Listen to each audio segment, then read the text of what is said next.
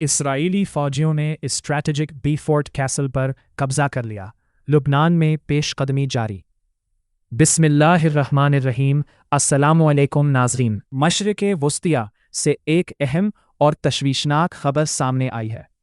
اسرائیلی فوج نے جنوبی لبنان میں واقع تاریخی اور اسٹریٹجک اہمیت کے حامل بی فورٹ کیسل پر قبضہ کر لیا ہے۔ یہ پیش رفت ایسے وقت میں سامنے آئی ہے جب خطے میں پہلے ہی کشیدگی اپنی بلند ترین سطح پر دیکھی جا رہی ہے۔ بی فورٹ کیسل صرف ایک تاریخی قلعہ نہیں بلکہ ایک ایسا مقام ہے جو اپنی جغرافیائی اہمیت کی وجہ سے عسکری اعتبار سے انتہائی اہم سمجھا جاتا ہے۔ بلند پہاڑی مقام پر واقع یہ قلعہ ارد گرد کے وسیع علاقے پر نظر رکھنے کی صلاحیت رکھتا ہے۔ یہی وجہ ہے کہ ماضی میں بھی یہ مقام مختلف تنازعات کا مرکز رہا ہے۔ رپورٹس کے مطابق اسرائیلی افواج لبنان کے اندر مزید گہرائی تک پیش قدمی کر رہی ہیں۔ اس صورتحال نے نہ صرف لبنان بلکہ پورے مشرق وسطیٰ میں تشویش کی لہر دوڑا دی ہے۔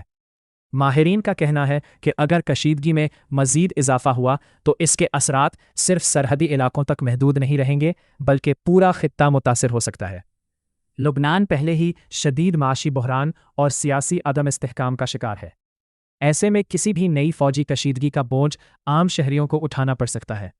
سرحدی علاقوں میں رہنے والے لوگوں کے لیے خوف اور غیر یقینی صورتحال بڑھتی جا رہی ہے۔ دوسری جانب اسرائیل کا موقف یہ ہو سکتا ہے کہ یہ کارروائی سیکیورٹی خدشات اور سرحدی تحفظ کے پیش نظر کی جا رہی ہے۔ تاہم ناقدین کا کہنا ہے کہ ایسی پیش قدمیاں خطے میں مزید تناؤ پیدا کر سکتی ہے اور امن کی کوششوں کو نقصان پہنچا سکتی ہے۔ عالمی برادری بھی اس صورتحال پر گہری نظر رکھے ہوئے ہے۔ اقوام متحدہ اور دیگر بین الاقوامی طاقتیں کشیدگی کو کم کرنے اور ممکنہ تصادم کو روکنے کے لیے سفارتی کوششوں پر زور دے رہی ہیں۔ ناظرین، سوال یہ ہے کہ کیا بی فورٹ کیسل پر قبضہ ایک محدود فوجی کارروائی ہے یا یہ کسی بڑے تنازع کا آغاز ثابت ہو سکتا ہے؟